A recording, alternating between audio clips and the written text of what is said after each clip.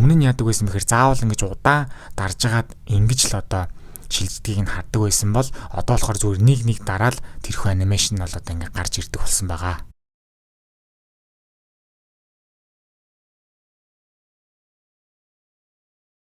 За сайн байцгаана уу? iOS 26 Developer Beta 7 гарсан байна. За энэхүү апдейт нь гарахдаа Beta 6 суусан 3 дахь үеийн iPhone SE дээр үйлдвэрлэлийн системийн хэмжээ нь 247 GB-тайгаар л гарсан.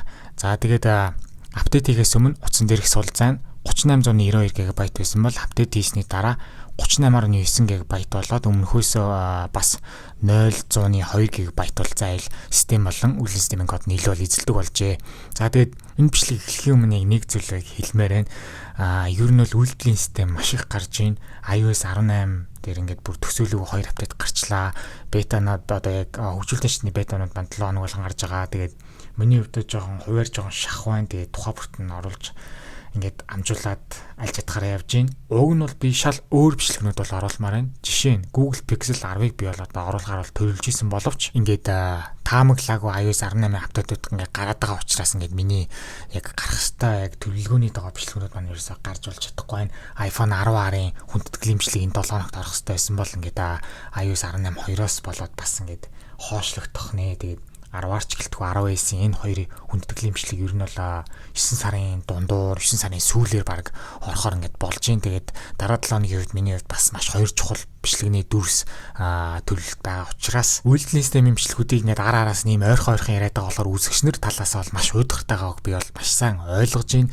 Гэхдээ тэгээд ялцчгүй үйлдвэрлэлийн систем ярьдаг л одоо сувг учраас одоо үйлдвэрлэлийн систем ярихаас арга байхгүй. Тэгээд ялцчгүй маш олон үйлдвэрлэлийн системд дараалаад ингээд тооцоолгоо гарсан учраас ингээд дундуур нь авчруулах гэж оролдож исэн iPhone 10R байсан хүндэтгэлийн бичлэг. За тэгээд Google Pixel 10 за тэгээд бүр чаддаг бол ChatGPT 5-ын туршилтын жижиг сажиг бичлэг уулнаар бодсон байсан. Тэгээд яалтчгүй ингэж л одоо таарлаа. Тэгээд өндөр хамжлалыг одоо үргэлжлүүлцгээе. Үйлдвэрлэлийн системийн код нь болохоор 23A 5326A-тайгаар бол гарсан. За энэхүү бета тал дээр шин зүйл нь өөр юм нэмэгдсэн гэхээр adaptive powerтай холбоотой юм тохиргоонууд бол одоо шинэлэгдсэн байна. Энэ болохоор яг юу гэсэн үг вэ гэхээр чиний утас яг энгийн байдгаас илүү их одоо батарей хэрвээ ашиглах гадээвэл тэрнтэн зориулаад тэр одоо батарейны ашиглалтыг багасгахын тулд батарейны дэлгэцийг багасгах, тэгээд тодорлыг багасгах гэх мэтчлэн одоо үйлдэлүүдийг чиний өмнөөс бол одоо хийж батарейны хувьд бол одоо бас иймэрхүү таатай гой сонголтууд бол нэмэгдсэн байна. За тэгээд өмнөх бичлэгэн дээрээ би ерөөсө дуртаг байгаа. Дуртага бүр таг мартсан байсан. Бета 6 дээр юу өөрчлөгдсөн бэ гэхээр яг зүгээр дарахад бол одоо glass toggle-ны анимашнтай бол болсон. Одоо та нар харж байгаа тэр хүнэндээ бол шилжиж байгаа.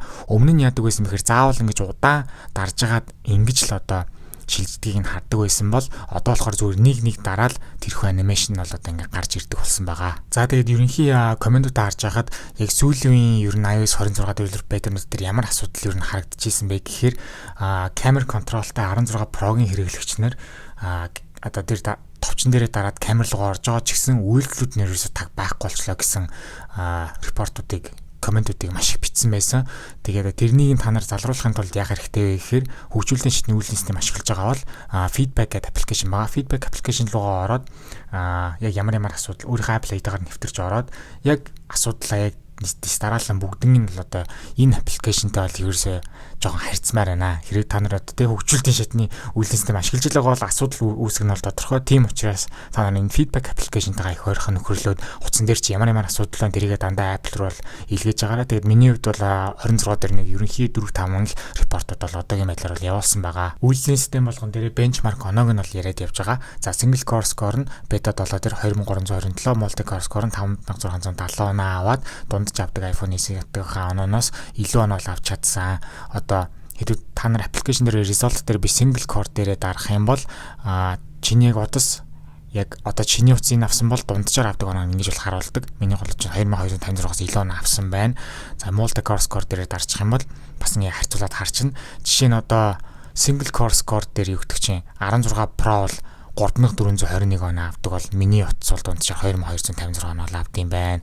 За тэгээд GPU хэсгээд болохоор 18318 оноо авсан. За тэгээд дундчтай нь харьцуулж харах юм бол минийх бол 17640-аас болоод ойролцоогоор 1000 хүнийг 700 оноогоор л ингэ илүү авсан. намайг үздэг хүмүүстээ зориулж Discord сервер бол нээсэн. Тэгснээрээ та нар хоорондоо юм бичих боломжтой болсон байгаа. Тэгээ би биентэйгээ гоё нээлттэй бол харилцаж байгаарай. Тэгээ Discord маань нэгтгэхийг хүсвэл description хэсэг дээр линкийг нь тавьсан байгаа. Дараагийн гарах боломжтой үйлдвэрлэлийн системүүдийг дийлрэнгүй яриул. За 8 дугаар сарын хамгийн сүүлийн 7 хоногт iOS 26.0 developer beta 8 бол гарна гэж төлөвлөж байгаа. За тэгээд түүний дараагийн 7 хоногт 9-р сарын эхний 7 хоногт iOS 26.0 release candidate 1 гараад за тэгээд 9-р сарын 2-р 7 хоногт албан ёсны iOS 26-гийн эхний одоо олонний засагт хувилбар бол гарна гэж бол би тооцоолж байгаа. Developer beta 9 эсвэл одоо release candidate 2 гарчихгүй бол энэ цаг бол зүрхгүй.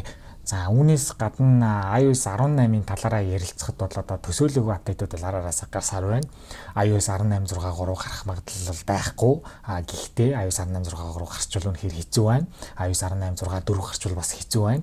Ер нь бити гараасай. Агуудаа би ингэж хэлж байна. Ягаад тэгэхээр би өөр бичлэгүүд дундуур нь оруулахыг хүсэж байна. Тим завдал надад ерөөсөй олдуулахгүй байна. Би өдөр болгон бичлэгийг надад ямар ч боломж байхгүй. Тэгээд iOS 18.7 developer beta 1 бас хэзээ гарах вэ гэсэн асуулт бол байгаа. 9 сарын хэр бол гарах бах. Эсвэл iOS 18.7 гинт шууд гарчих бах.